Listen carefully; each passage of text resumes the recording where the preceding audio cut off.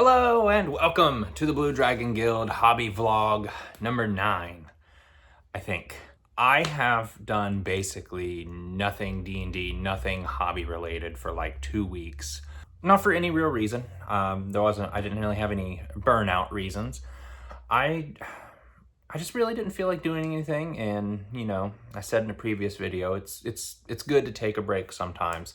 But tonight, I'm jumping right back in, and we're going to be doing some D&D hobby fun stuff. I'm probably going to paint some minis, do a couple other things, and yeah, it's going to be fun. Since the last vlog, we had our game that was just me, Tommy, and Walker going into what happens in the Nyx, or what happens to souls in D&D games. And I did actually record some stuff for that, so I will include that footage right now. So yeah, the game that we played today was a lot of fun. We did the little one-shot of our journey into the Nyx. It was fun. I used the Doomwake Giant for the final boss for this game.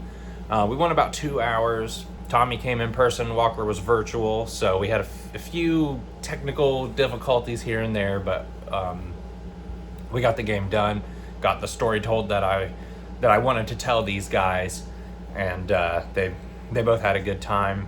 We got to kind of explore and explain some things that are about, not necessarily about the Warforged specifically, but more so about how I use the Nyx in my D&D world. I talked about it briefly in an earlier vlog video, but basically like the Nyx is where unborn souls are. And so like in the process of like doing my Warforged story, basically like the Warforged, the souls that are in the Warforged are pulled from the Nyx. And it's like, okay, well, what if those souls like aren't anchored to their material body, their body on the material plane? That's kind of where I came up with the concept of what we did today. Krylon died, so now his soul goes back to the Nyx, and he comes to, and like he's fully conscious while he's there.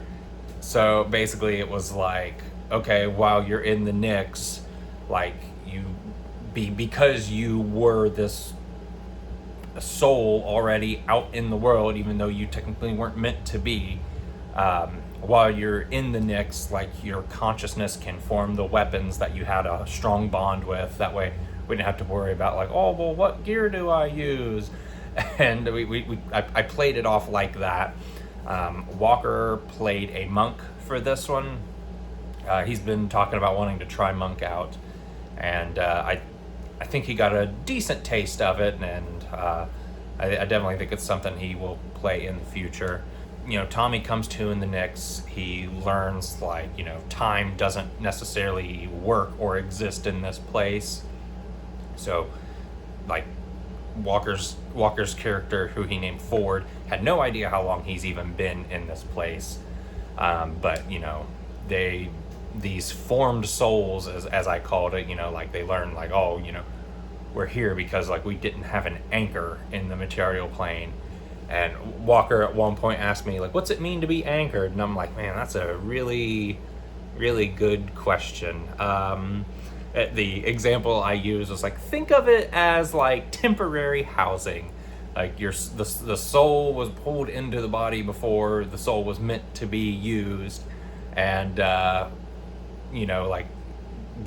body dies, so you get the eviction notice and you go back to the Nyx. And it was hard to kind of put into words, and at the end of it, they both understood what I meant by that. But it's weird when you do, I'm gonna say, like high concept kind of things like that, trying to kind of portray what's going on up here versus like how it actually comes across at the table. But they went through, they defeated the Doomwake Giant, which I called the Maw. Walker rolled a natural 20 very early in that combat, and then he rolled horrible the rest of the combat. On Tommy's end, Tommy rolled good, kept hitting every turn, but rolled super low on his damage dice every time. Like, it was like 1s and 2s. We get to the end, Walker hits the bad guy, hits the Doom Mike Giant, brings him to 1 hit point. Next turn, Tommy rolls to hit, rolls basically max damage on his die. So it was like, well, here we go, guys. But it was fun, and I'm really looking forward to jumping back into the main story and hopefully reviving Krylon. Tommy, how do you feel about Krylon being dead? I'm super sad. Super sad. Super sad. But we're gonna bring him back. Today I am going to be working on getting some 3D prints going. I'm gonna have some stuff on my filament printer as well as my resin printer, because I did get that up and running thanks to the wonderful Tommy J. Birdlicker. He helped me get my resin printer all cleaned up and like leveled everything, and I printed a mini. It's actually my mini for Frost Maiden, Zane Darkbringer. I think that's what I named him. And I did kind of start painting him the other day, working on a little bit of what I want him to look like. So in my backstory, he has these yellow tattoos on his head. And I read a thing like in Forgotten Realms, there is a clan of Duergar. Can't remember their name. Whenever they have criminals or outcasts, they tattoo their heads with these yellow tattoos signifying like, hey, this is a criminal, this is a bad dude. And I thought that would be a fun little added thing for my character, who was basically kicked out by the Duergar. The other things that I'm gonna work on, I am doing a bit of planning for Final Boss Con number 5. Are we on number 5? I think we're on number 5. But I'm doing some preparation for the upcoming Final Boss Con. We are going to be running some more D&D there. We've ran D&D the last 2 years, and we've had really good turnout for our games. Dave wrote up some adventures based in the Forgotten Realms, specifically based in the Moonshae Isles. I'll probably make Dave come and talk about that on the channel one of these days.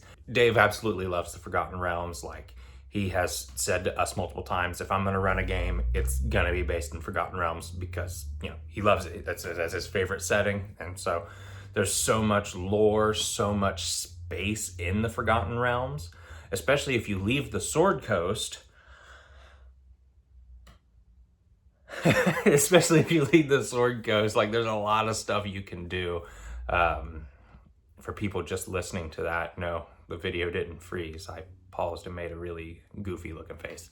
Yeah, Dave loves him some Forgotten Realms, and we are gearing up to do an adventure set in the Forgotten Realms for the channel here.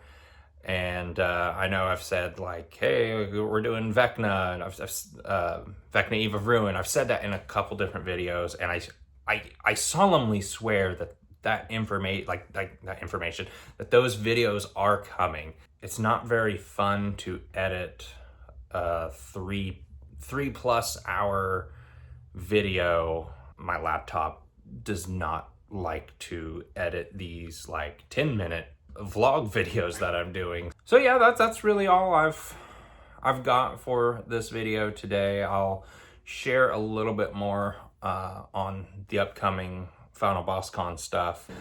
So yeah, that's all for this video. Thank you all for watching, and until next time, keep the dice rolling.